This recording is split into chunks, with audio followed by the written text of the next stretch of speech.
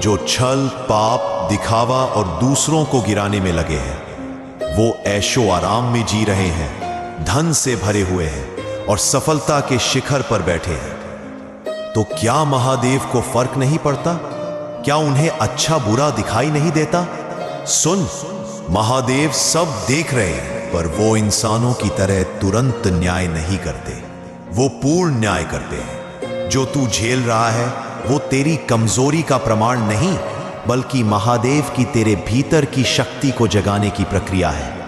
जिसे महादेव बनाते हैं उसे पहले तोड़ते हैं, तपाते हैं और खुद से मिला देते हैं। और जो लोग आज पाप करके सुख पा रहे हैं, समझ ले, वो सुख नहीं, वो सिर्फ एक आखिरी मोह की डोर है, जिसके बाद पतन निश्चित है। धन मिल जाना तरक्की नहीं, धन में संयम रखना असली तपस्या है। महादेव अपने भक्त